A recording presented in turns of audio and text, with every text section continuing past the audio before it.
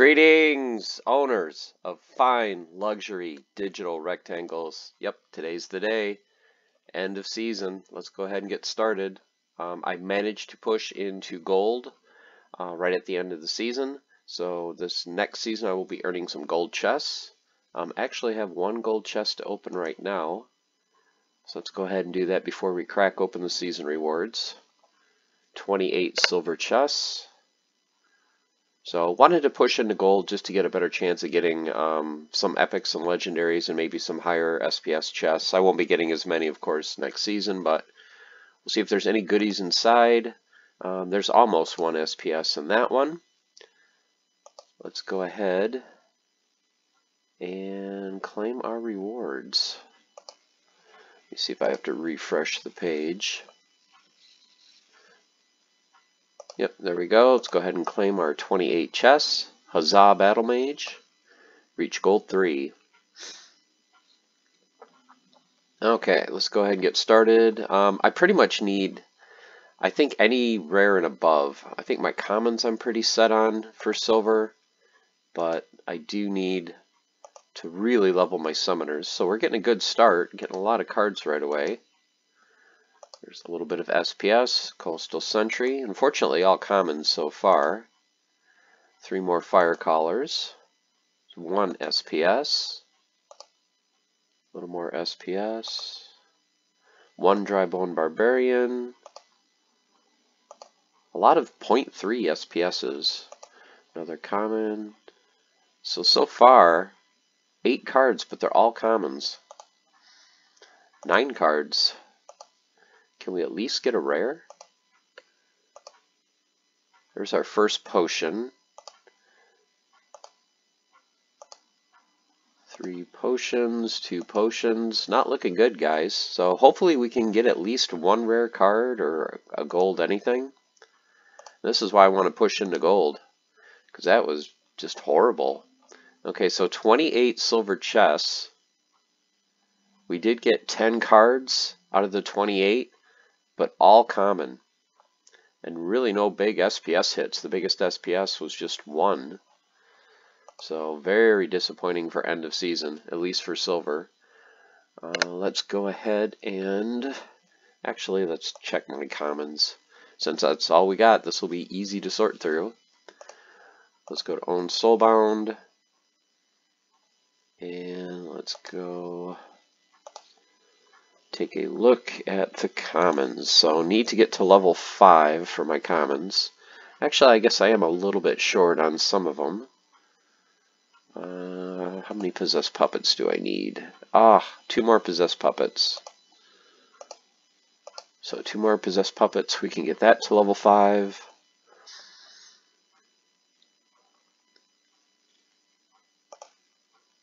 Don't think there was anything else. Defender, still need 5 more of those. So getting a little bit closer to max, but yeah, I expected with 28 chests to get at least 3 or 4 rares. Didn't get any. But that's how it goes. Sometimes you're lucky, sometimes you are not. Okay, so that's good. So let's go ahead and go to the $10 account. Gedfer is in bronze. I did get my rating up to silver, but I'm like, no, I'm just going to stay in bronze. I'm not going to go for silver chests. To me, the difference between bronze and silver is pretty minuscule. So let's take a look. I believe I got 47, maybe 48 chests. Let's go ahead and claim. Let's claim our daily. So I had 6 daily chests to claim. Go ahead and claim those 6. And then go claim the end of season. So hope you guys had a lot better luck than I did, at least for my main account. Must be good. It's really thinking about it. It's like, how many gold foil legendaries can we squeeze into these 6 chests? Okay, let's start at the bottom. So there's a Gobson Bomber, Fungus Flinger, 2 merit. I always think that's hilarious when you get like 2 merits. Okay, so we've got 2 common cards out of 6 chests. So we had 6 chests, 2 commons.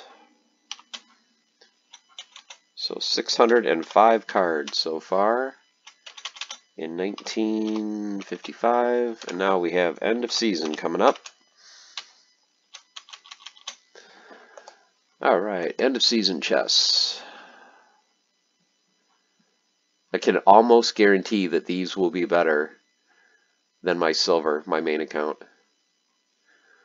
Just because I'm kind of banking on I should get at least 1 rare out of 47 chests. I think it was 47.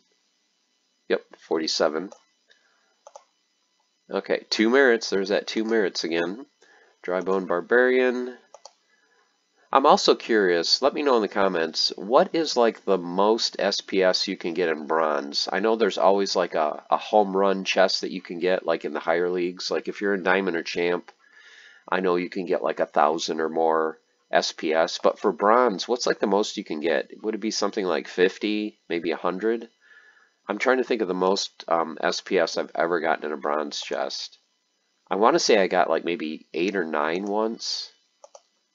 But there's got to be like just an extreme amount of SPS you could get in bronze that would just be fun to open. I'm still waiting at some point. I know the team has a lot going on with land and everything else, but would love it if someday they would implement my idea for different kinds of loot chests. Where like I had the suggestion for locked loot chests, where as soon as you see it, it looks different. Like it's got chains around it and it's shaking and glowing and all that. And then you have to spend different keys, and the different keys that you spend would kind of influence what items are in the chest. There we go. So I've already beat the main account. There's a rare. So yeah, so you could spend different keys to kind of influence what's in the chest. Like if you just want cards in your chest, you would get a key that really ups the rate of cards. Golden key, where whatever cards are in it turn gold. You know, that type of thing. That just to add some variety and make it a little bit more fun. A couple fungus flingers, scabs and bombers. So basically here I'm just looking for epics, legendaries. There we go. There's almost 1 SPS. Any gold card. There we go. I'll take a summoner. I have all my summoners at 2, but maybe I'll work on leveling them a little bit higher. 3rd fungus flinger. See if we can get something really good in these. Would love to get even just an epic that I don't have, just a different card to add. But of course in bronze, this is pretty much what you're going to expect. You're going to get a lot of commons, you know, very few merits, very low SPS, but there we go, another summoner. Another War Pegasus. So we've already got, what, 4 rares? It's kind of what I expected to get on my main account. 5 rares. Pyre Watch Devil. Swamp Spitter. So we're getting lots of cards. This is good. There we go. Gold Ferox Defender. Nice. Very happy with that. So this has been a great opening for the bronze account. So 47 chests. We managed to pull 18 cards out of 47. So we had 47 chests. We got 18 cards. So we're up to 623 cards in bronze chests out of 2,002 chests. And we got a gold, what were you? We got 2 summoners and a gold Ferox Defender.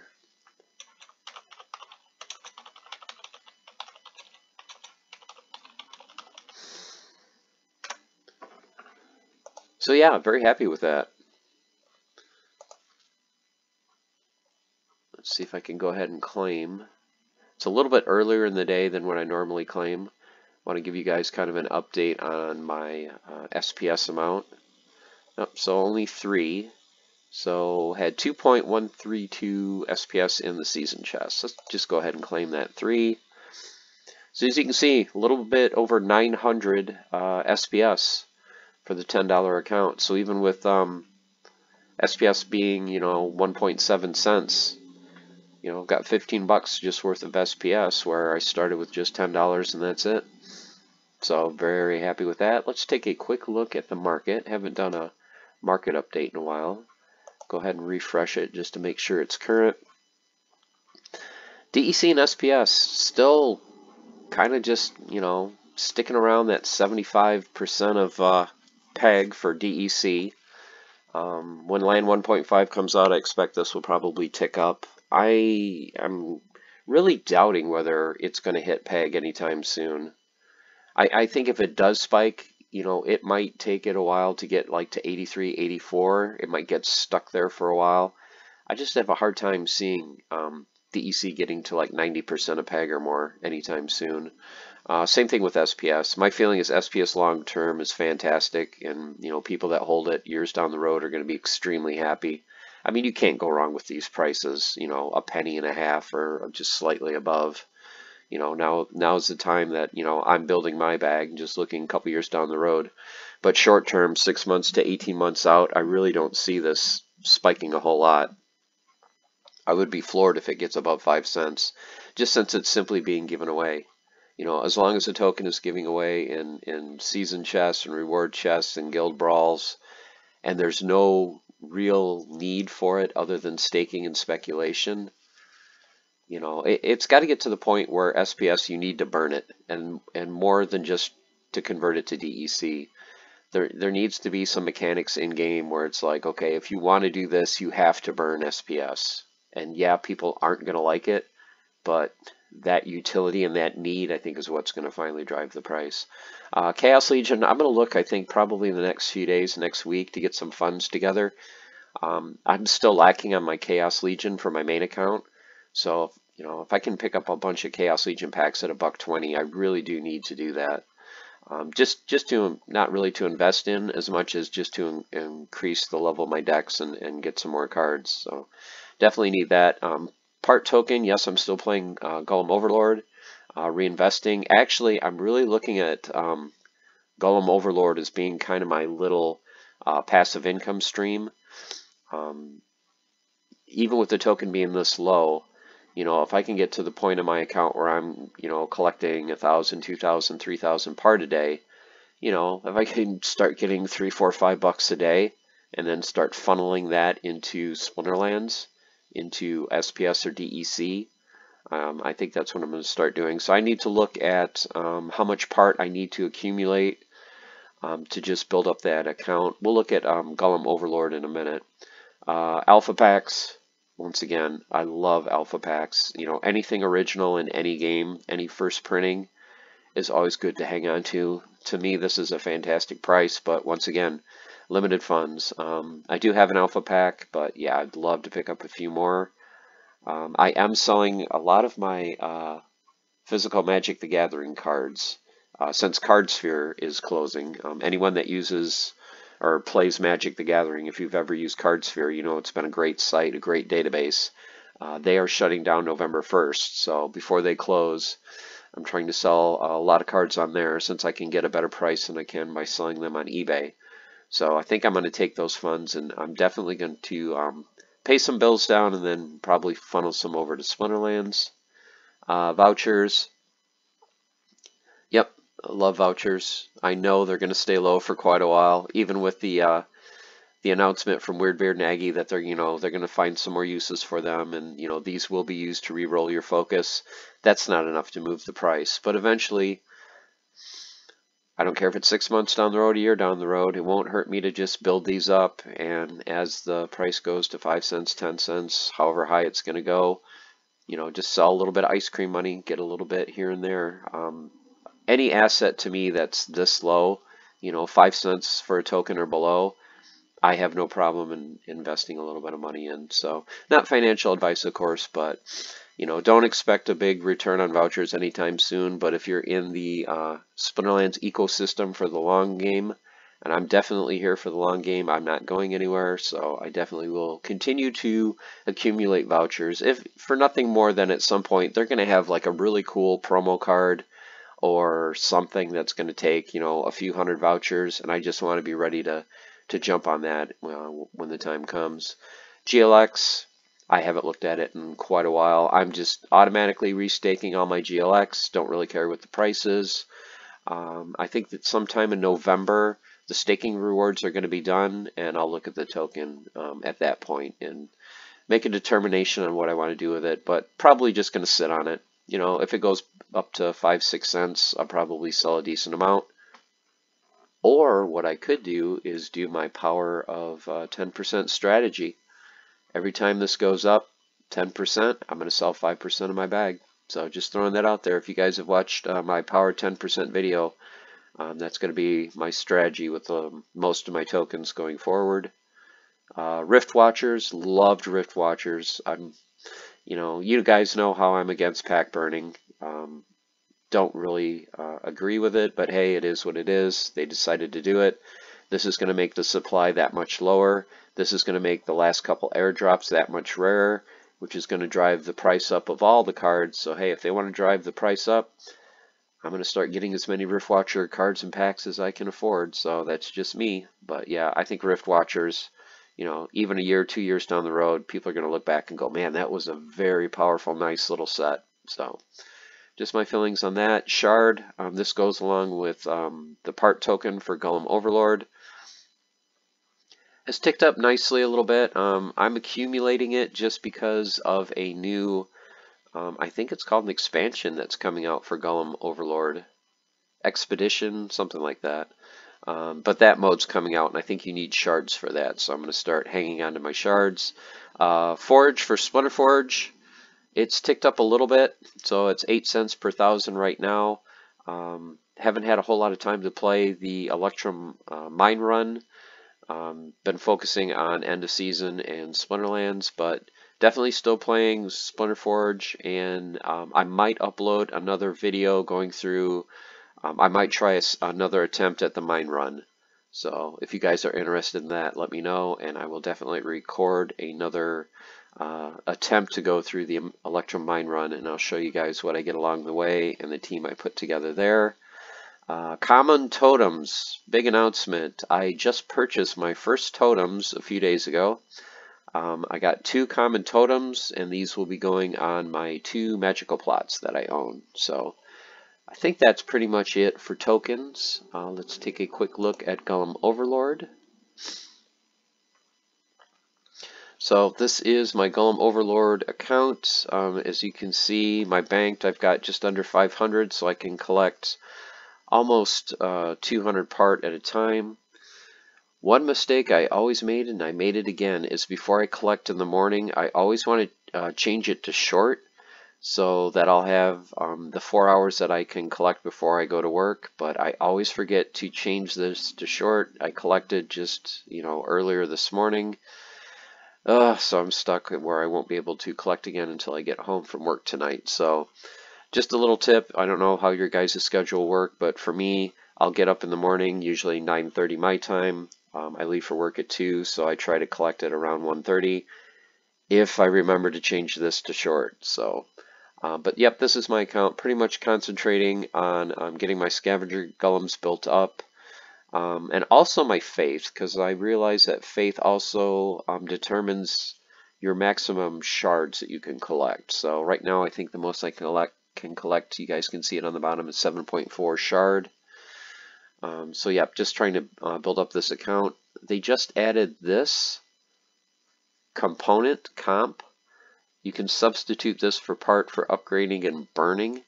So these are not tradable. So it looks like what they're going to try to do, or have done, is try to reduce the amount of part that they're printing and come up with something that's basically like part, but it's soulbound. So you can't just dump it on the market. So that's kind of cool. I was thinking they might do that with a higher percentage. Like when you do a collection, maybe half of it is tradable part and half of it is soulbound, but I'll have to look at this later and decide what I want to do. But definitely I'm going to be upgrading my Golem charging station once I get that close to max at 258.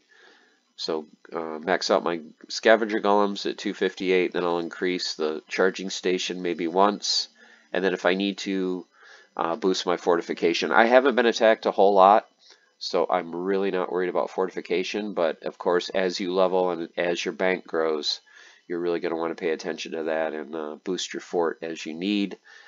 The new mode is called Expedition. this is getting closer and closer, it looks like, to release. So I'm expecting in the next couple of days, Yixen's probably going to activate this. As you can see, start new runs soon. Calculation costs still to be determined. Looks like you start with one golem. As you can see, 840 shards. So I'm really going to have to boost my shards to be able to do the run. Looks like you have life, forge stones for leveling, your luck stat, food. So you need food to go farther away, and of course you start with one golem. So kind of cool. If you guys are playing Golem Overlord, just definitely check it out. I love the artwork. The artwork is just absolutely phenomenal in this game. So they go through all the different items you can get, what they do, your possible enemies. I mean, look at these enemies. These things are just really cool looking. Very, very good job done by Yixen. So, but that is Golem Overlord. Splinterforge. Like I said, if you guys are interested in me doing an Electrum Mine run, let me know, and I will definitely record and do another run. If you guys don't know, it's a new minigame that got added to Splinterforge where you can grab all 3 of your heroes, 30 of your monster cards, and you fight 12 mini-bosses in a row. You fight basically until you lose all of your monsters. So once you lose all your monsters, the run is over. Looks like I have to reset. I made it to boss number 8 last time. I have my free reset, so let's go ahead and reset. But yeah, if you guys are definitely interested in this, let me know and I will upload a video. And I think that will do it. So thanks for watching, guys. Like I said, didn't do very well in the main account, but did pretty well for bronze. Always glad to get a gold card and got a few rares. If there's any topics you would like me to cover, please leave those in the comments below. And until then, I will see you next time. Just remember, guys, we're going to have up times, down times. There's going to be salty times. There's going to be, of course, with Aggie, the hype mode and hype times. But just, like I said, kind of filter all that out. Stay even-keeled. Stay the course. Keep on forging. Have fun. Enjoy the game. Remember, this is a game that is meant to be enjoyed. We've got a fantastic community in here, so make sure to interact with people when you can. Leave comments in all of the YouTube Splinterland content creators videos. Let them know your thoughts, your feelings. Stay engaged. Stay the course. Have fun. Keep on forging. Take care.